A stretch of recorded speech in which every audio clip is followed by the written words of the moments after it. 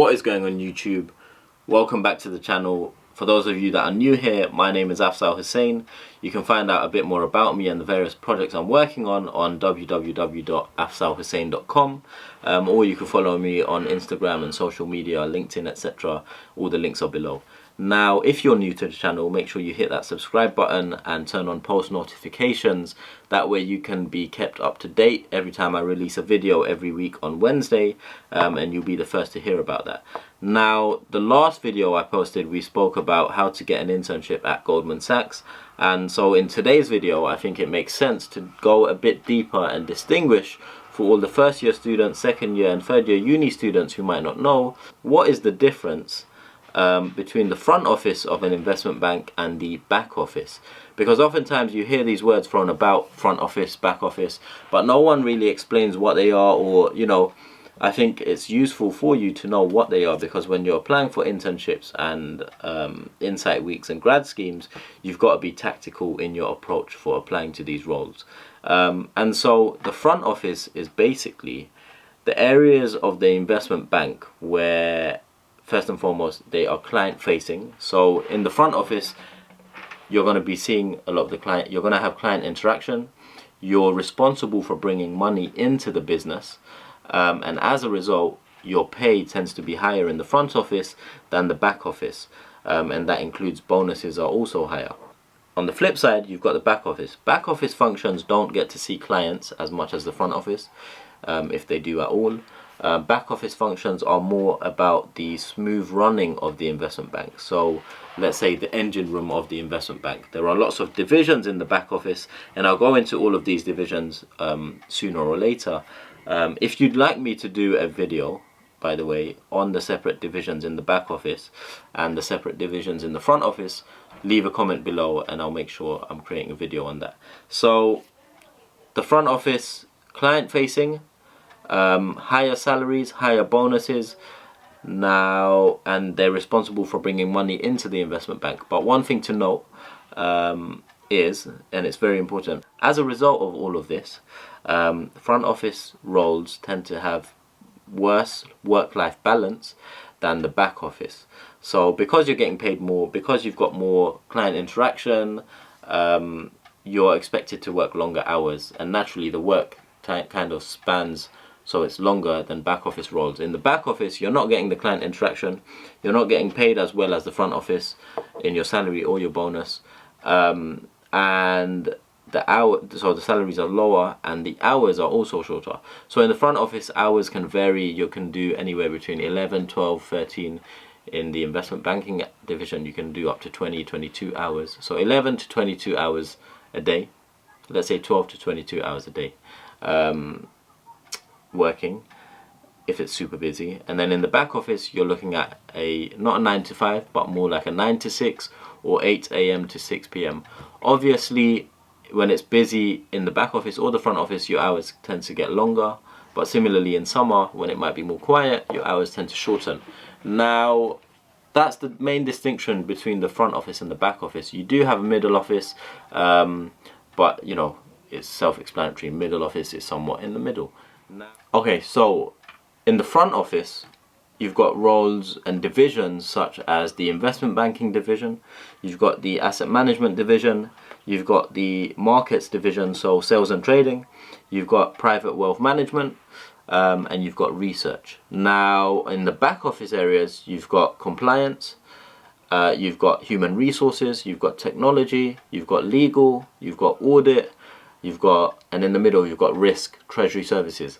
Now, if none of these make sense to you, happy to do a video on them. But in the meantime, because I do a weekly video, between now and next week or whenever it is that I publish it, just Google search these different divisions and write, or you can write, what is operations in an investment bank, or what is audit in an investment bank, what is asset management in an investment bank, what is markets, sales and trading within an investment bank, and you get a whole ton of answers, and that will give you a basic understanding.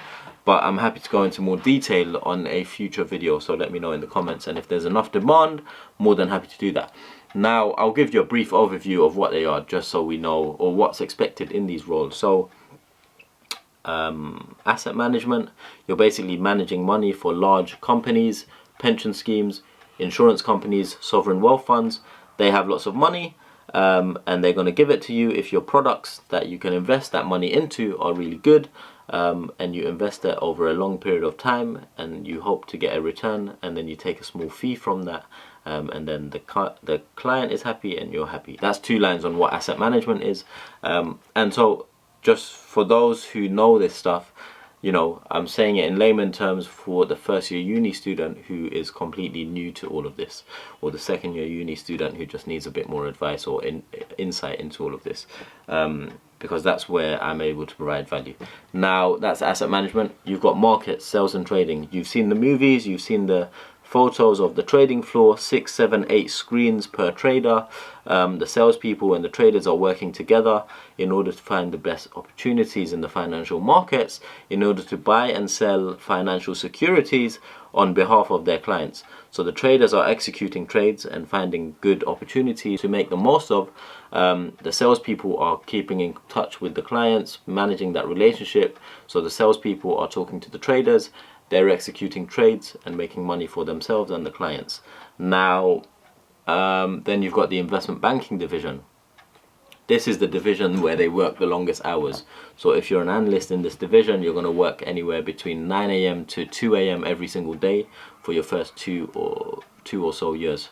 Now, in the investment banking division, you're going to be working on deals. So when Facebook wants to become a public company and offer the public the possibility or the opportunity to buy its shares in order to raise money so it can invest that money into Facebook, you need an investment bank or an investment banking team to facilitate that process.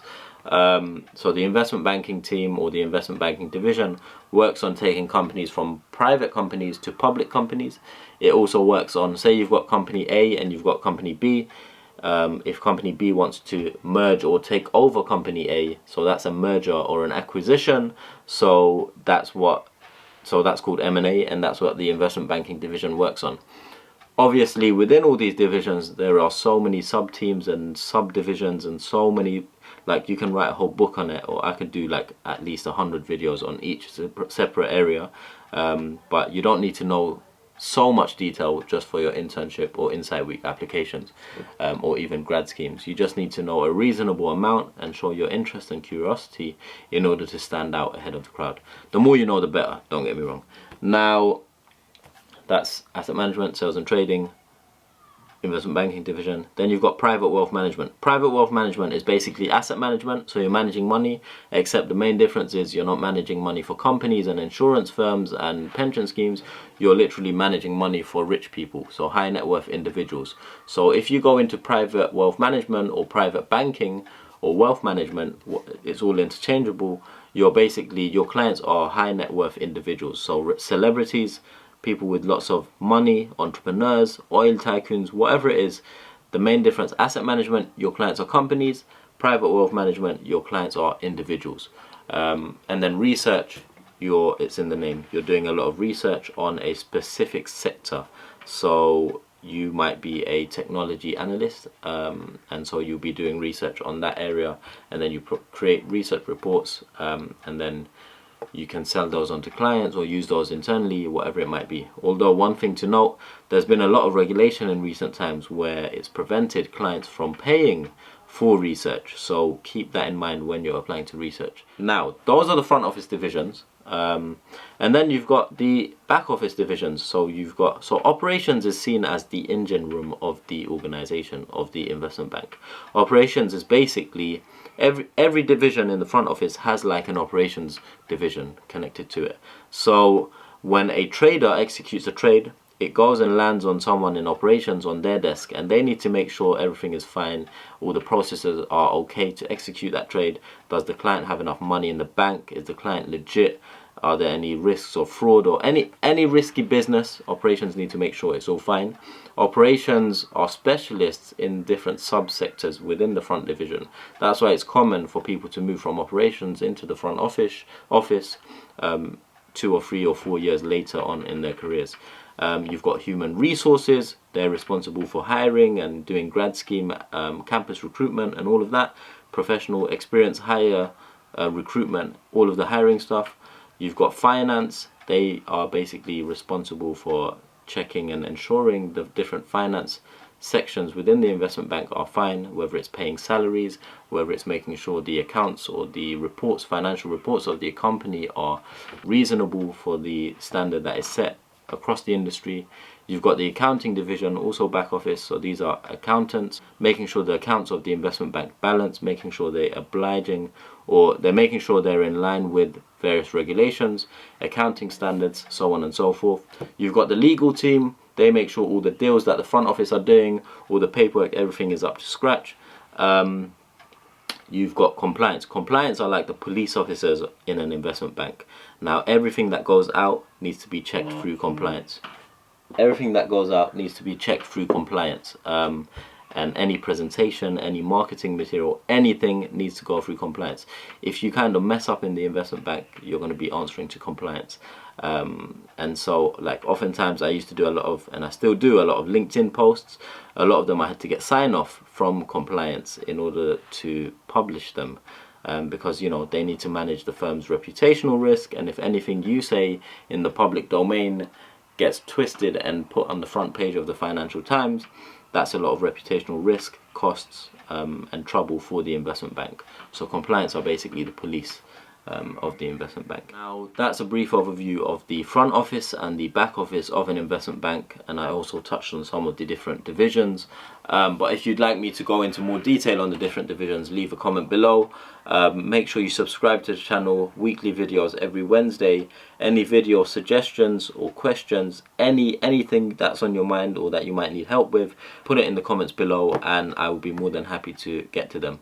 Now, thank you for watching, and I will see you next week with another video. Peace!